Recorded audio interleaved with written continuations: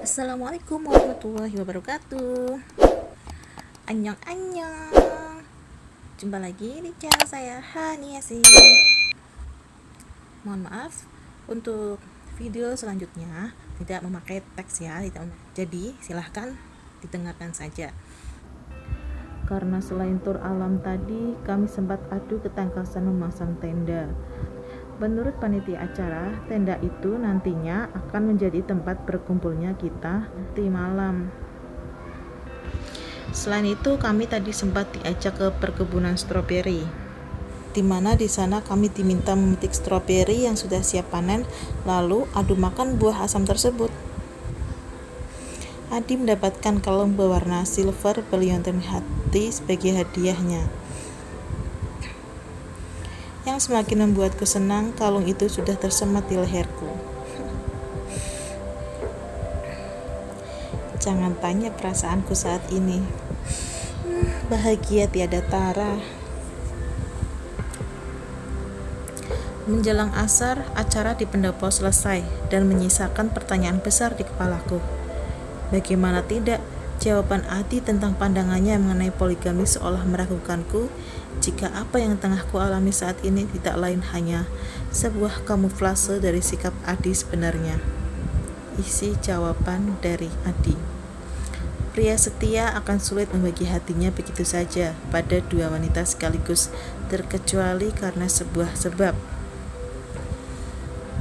Singkat dan padat, namun menyisakan tanda tanya yang enggan kutanyakan hingga petang menjelang. Jika ia bahkan meminta haknya detik ini juga, aku tidak akan menolak. Aku akan menyambutnya jika memang dengan cara tersebut Adi akan lebih menghargaiku. Aku mendapatkan pesan dari Marta. Sahabatku itu mengatakan jika pertemuannya dengan calon mertuanya berjalan lancar. Aku turut bahagia mendengarnya. Adi kembali memasuki kamar setelah 10 menit ia berada di balkon semenjak aku duduk di sofa depan TV. Senyumnya merekah indah seperti ia habis mendapatkan kabar baik yang menyenangkan hati. Melati titip salam untukmu, Adi berujar. Tangannya mengusap kepalaku lembut begitu ia duduk di sampingku. Aku turut tersenyum sesuai dugaanku. Seorang yang baru saja berbicara dengannya tak lain adalah wanita yang dicintainya. Waalaikumsalam, jawabku. Jadi, kapan dia pulang? Tanyaku sedikit berbasa-basi. Hari Kamis katanya, ada tambahan jadwal, jadi pulangnya diundur. Aku mangut-mangut saja. Adi tampak berpikir, terlihat jelas dari dahinya yang mengernyit dalam. Ada apa? Tanyaku penasaran melihat gestur tubuh Adi yang sedikit gelisah. Adi menatapku cukup lama, hingga menarik dan mengembuskan napasnya pelan. Boleh aku menyusulnya sepulang dari sini? Itulah pertanyaan yang ditanyakan oleh Adi. Aku hanya mengangguk. Pukul 8 malam, kami berkumpul di halaman depan, di mana pagi tadi kami mendirikan tenda. Kejutan sekali saat aku melihat di sudut kanan dan kiri, taman sudah dihidupkan api unggun untuk menghalau hawa dingin juga untuk penerangan. Adi membimbingku untuk bergabung dengan mereka. Kami duduk di depan tenda yang kami dirikan di bangku kecil yang sudah disediakan. Pelayan hilir mudik mengantarkan dessert dan minuman hangat untuk kami semua. Aku menoleh pada Adi yang turut mengumandangkan lagu milik Judika, Mama Papa Larang. Tangan kanannya menggenggam secangkir wedang jahe yang baru saja diantarkan oleh pelayan. Aku tersenyum begitu saja. Bahagia pasti yang kurasakan kini. Merasa diperhatikan, Adi menoleh. Kenapa? Aku menggeleng. Terima kasih sudah membawa aku kemari. Aku senang, ungkapku. Suara musik tidak menghalangi suara kami untuk saling terdengar. Aku juga senang. Senyum kembali terukir di wajahnya, dan Adi kembali asik menonton penyanyi di depan sana.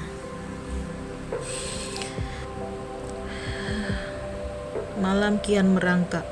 Tidak terasa waktu sudah menunjukkan pukul 10 malam. Saat Sona dan suami Farhan naik ke panggung untuk memberi ungkapan terima kasih. Tidak ada yang lebih membahagiakan di dunia ini selain menikahi wanita yang kita cintai. Farhan menatap Sona dengan tatapan yang penuh cinta. Semoga dia juga tulus mencintaiku, doanya. Kalimatnya ditutup dengan kecupan di bibir Sona.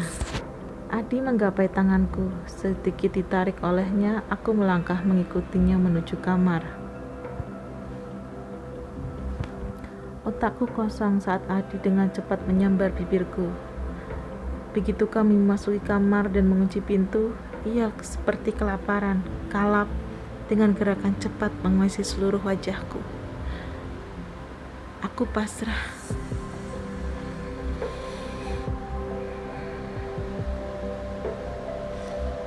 Adi tidak bertanya apakah aku bersedia melakukannya atau tidak, tetapi dari gestur tubuhnya aku bisa melihat jika Adi menginginkanku. Aku hanya berharap dan berdoa, semoga ini adalah awal yang baik untuk hubungan kami. Aku ikhlas menjalani rumah tangga berpoligami seumur hidupku, asalkan Adi bisa berlaku adil. Itu lebih dari cukup dari apapun. Aku pun siap dengan segala tatapan iba dari orang-orang jika kami menguak rumah tangga kami yang sebenarnya pada mereka. Termasuk dalam hal ini kedua orang tuaku. Adi sudah berhasil membawaku ke ranjang. Kami sudah sama-sama tanpa sehelai benang pun. Entah sejak kapan Adi berhasil melucuti pakaianku. Seluruh tubuhku tak luput dari kecupan bibirnya yang begitu lihai dan memabukkan. Sementara aku sendiri hanya mampu terpejam seraya menggigit bibir untuk tubuhku serasa ringan, melayang, seperti tak ada beban. Rasa bahagia yang asing menjalar ke setiap jengkal tubuhku ketika Adi menyapukan bibirnya. I love you. Bagi mantra kalimat itu melumpuhkan seluruh sendi sarafku. Hingga entah berapa lama kami saling bergerak mengejar untuk tiba ke titik gairah. Tetapi sayang, perasaan menyenangkan yang baru pertama kali kurasakan ini hanya mampu kurasakan beberapa detik saja. Karena selanjutnya adalah luka.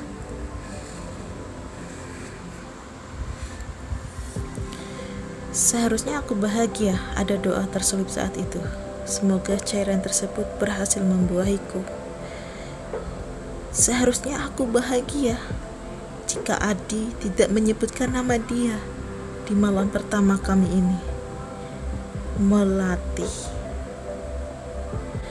Adi berhasil mengerjakan asaku untuk bertahan dalam rumah tangga berpoligami ini. Kini semua doa dan harapan untuk terus menapaki jalan terjal luluh lantak. Dengan cara apapun Adi akan meminta maaf, sengaja atau tidak sengaja menyebut nama dia di saat itu. Sekuat tenaga aku menahan agar air mata kesedihanku tidak lagi tumpah. Sudah cukup. Malam itu sejujurnya ingin sekali aku pergi dari villa, meninggalkan Adi yang langsung tertidur begitu menuntaskan hasratnya. Sekujur tubuhku tersayat pedih, terlebih hati dan harga diriku. Setelah memastikan Adi tertidur, tangisku tumpah dalam diam. Hanya Tuhan pemilik semesta saksi kegetiranku malam itu. Hei, Marta mengusap pipiku lembut, menandaskan lamunanku.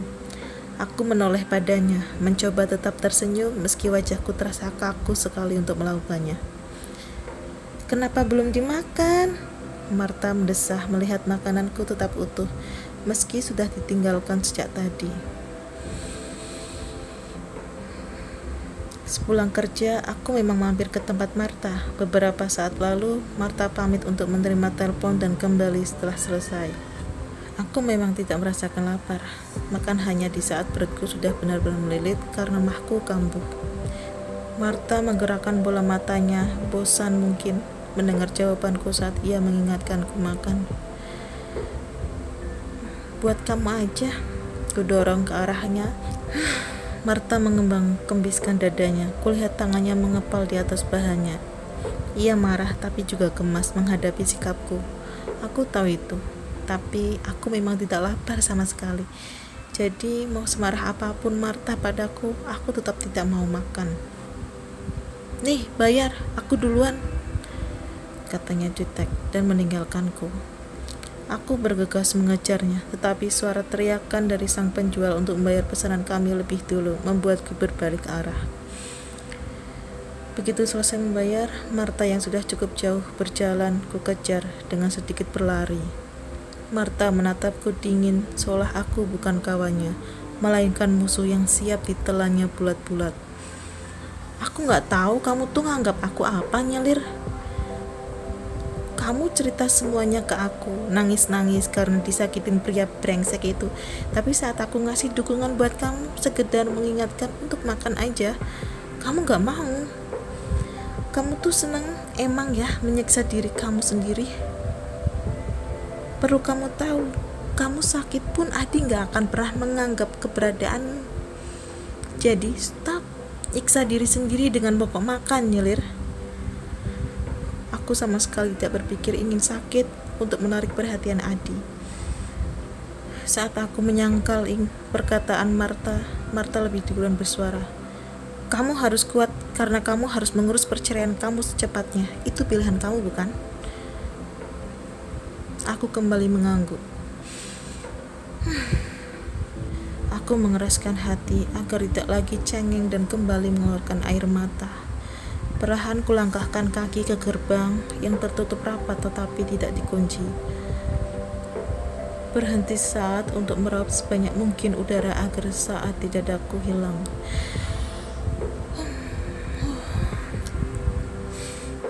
Juga bersiap diri karena besar kemungkinan aku dan mereka akan bertemu. Anyelir, suara lembut melati memaksaku untuk membuka mata. Wanita anggun maduku itu rupanya juga sudah kembali dari dinasnya. Aku berusaha untuk tersenyum padanya, meski lagi-lagi otot wajahku terasa kaku saat melakukannya. Sudah pulang, Mel? Sudah. Kamu kok kurusan, Nyek? Biasa aja kok.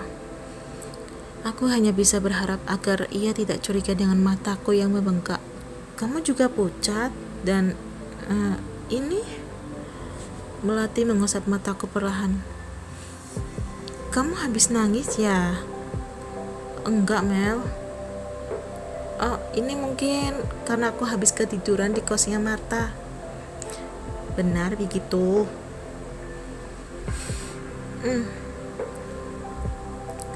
Kami lantas memasuki rumah. Suara TV dari ruang tengah menggema.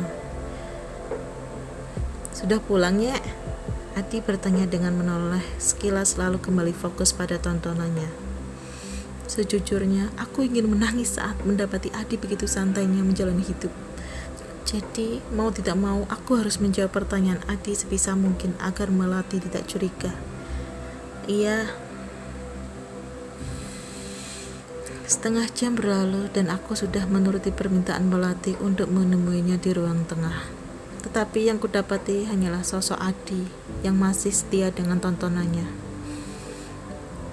Saat aku hendak berbalik kembali ke kamar, Adi memanggilku, membuatku terpaksa menatapnya.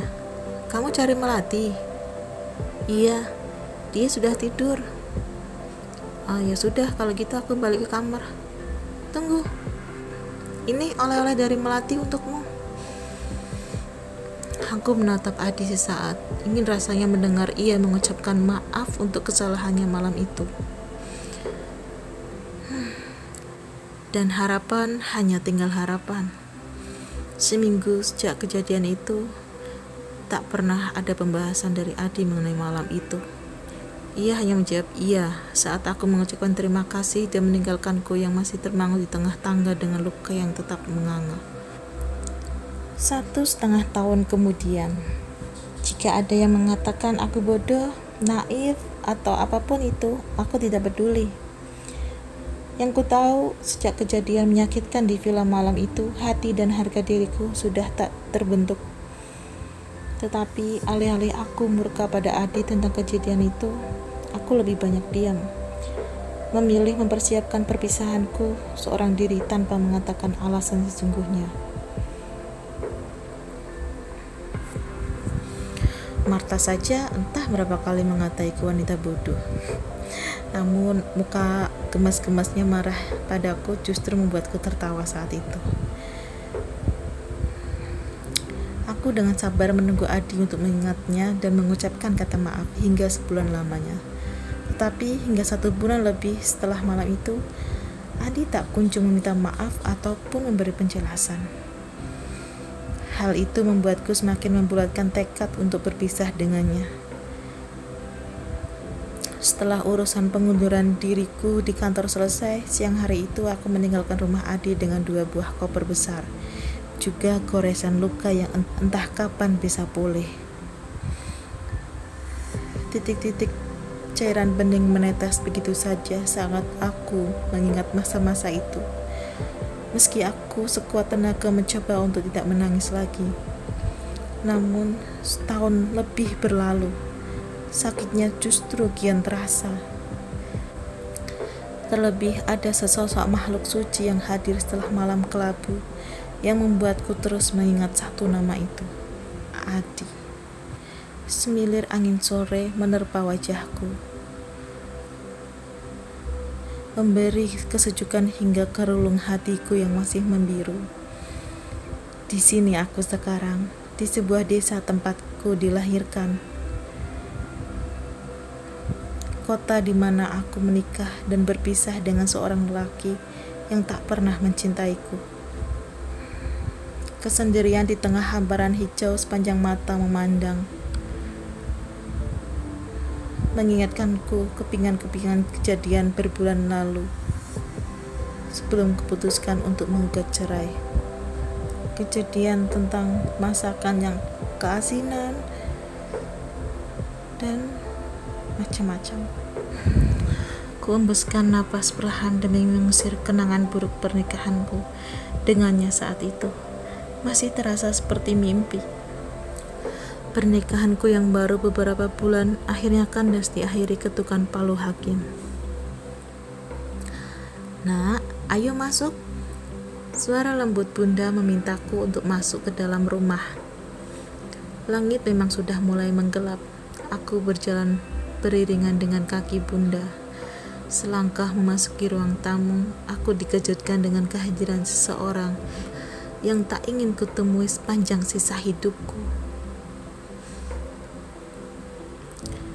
Bunda mengerti keenggananku. Wanita mungil berwajah teduh itu mengusap bahuku, lembut dan berkata, "Temui dia dulu, dia berhak tahu." Kutatap wajah bunda dan mengangguk. Kutundukkan wajah, enggan rasanya aku melihat wajahnya lagi. Kami masih saling diam beberapa menit. Hanyelir lirihnya. Aku tetap terdiam dan menunduk.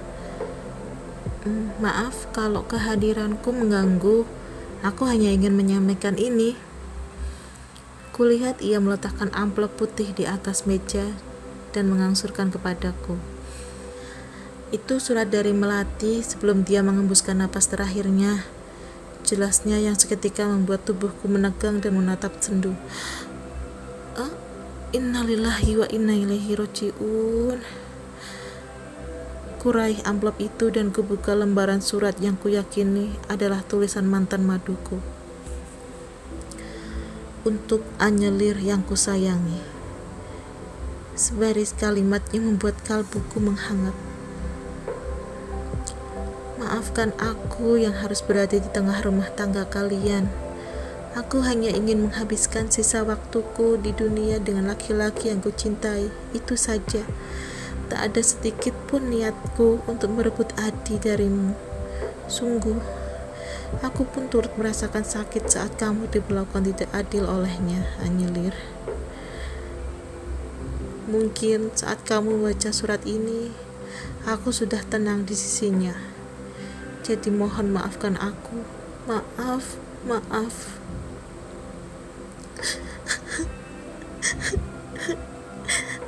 Air mataku tumpah seketika.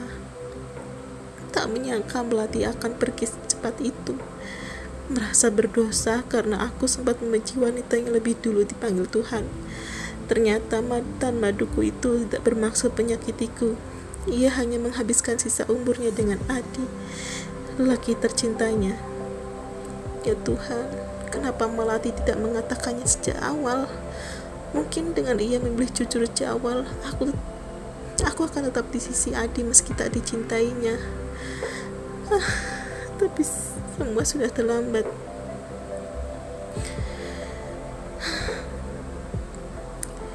Satu hari setelah perpisahan kita, kondisi Melati drop dan aku pun baru mengetahui dia menderita kanker serviks saat itu. Terang Adi. Air matanya menggenang di pelupuk mata. Dadaku sesak mendengar penuturannya. Jadi selama ini Melati sakit dan memilih menyembunyikannya dariku dan Adi. Semoga Tuhan mengampuni kita semua dan sakitmu menjadi pengubur dosa dan menghantarkanmu di surga. Doaku dalam hati.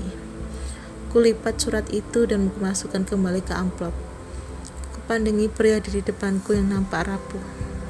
Aku sudah memaafkannya, ujarku. Terima kasih Anyelir, jawabnya dengan senyuman tipis.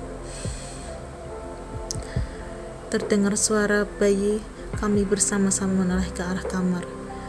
Sesaat kami saling memandang. Terlihat jelas raut wajah Adi yang penasaran. Alih-alih memberikan penjelasannya, aku memilih meninggalkan untuk menghampiri bayiku yang tengah menangis. Sayang, cup, anak mama haus ya.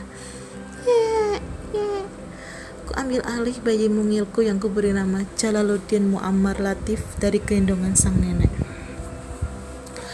Aku duduk di tepi ranjang dan segera memberi asupan penuh gizi untuknya.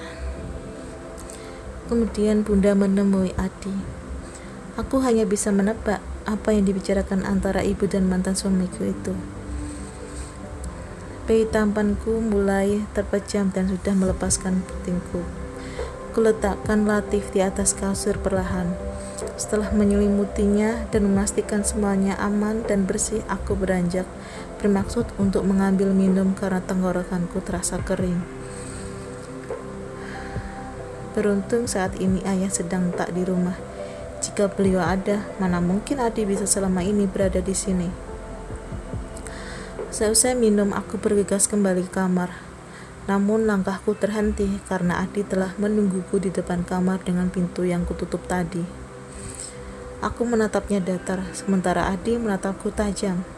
Berbeda dengan beberapa menit yang lalu terlihat sendu. Jadi, dia anak kita? Tanyanya tanpa basa-basi. Pasti Bunda sudah memberitahunya.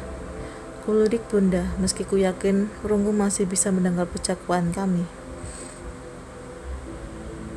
Dia anakku, tegasku tanpa ragu. Kamu gak berhak melihatnya apalagi menyentuhnya. Dia anakku, anak yang kukandung seorang diri tanpa didampingi suami. Jadi, kamu sama sekali enggak berhak menyebut dia anakmu, tekanku dengan sedikit menaikkan volume suaraku. Jangan bertengkar di sini. Selesaikan urusan kalian di ruang tamu. Biar Bunda masuk ke kamar. Lalu tubuhnya menghilang di balik pintu. Aku tetap bergeming, berdiri depan kamar. Sementara Adi sudah berjalan beberapa langkah menuju ruang tamu. Gak ada lagi yang perlu kita bicarakan. Jadi silahkan tinggalkan rumah ini dan jangan pernah kembali. Biarkan kami bahagia dengan cara kami sendiri, lanjutku. Nyek, please.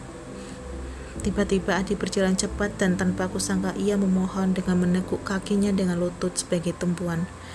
Tangannya hendak meraih kakiku, namun aku lebih dulu mundur selangkah. Kenapa seolah-olah kamu menyayangi Latif, sedangkan kamu bahkan dulu tidak pernah membahas kejadian malam itu? Suaraku bergetar sembari menahan air mata yang siap tumpah. Apa maksud kamu? Adi terlihat kebingungan dengan ucapanku. Ia lantas berdiri. Jangan pura-pura lupa. Kamu memang... Aku mengambil napas lalu membuang kasar. Pergi. Aku tidak siap mengatakannya. Maksud kamu apa? Kejadian apa yang kamu maksud, Anyelir? Pergi. Aku tidak akan pergi sampai kamu jelaskan semuanya. Katakan apa maksudmu? Jika memang ini waktunya, maka aku akan bicara semuanya dan mampu dimengerti Adi. Jika pergiku waktu itu karena kesalahan fatal. Malam saat di villa kita melakukannya. Kamu ingat? Adi mengangguk. Ia masih setia mendengarkan. Sementara mataku kian memanas karena air mata yang semakin mendesak ingin keluar.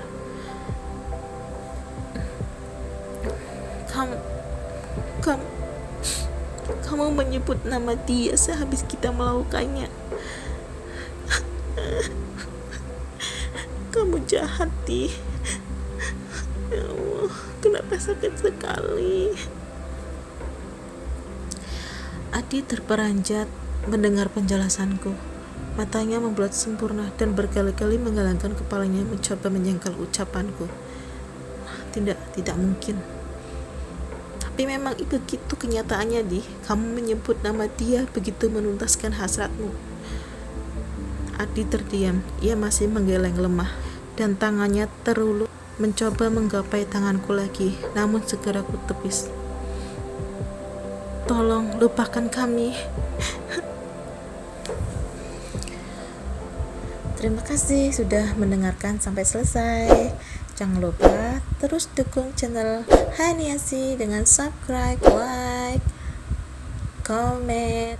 Nantikan video selanjutnya. Bye bye.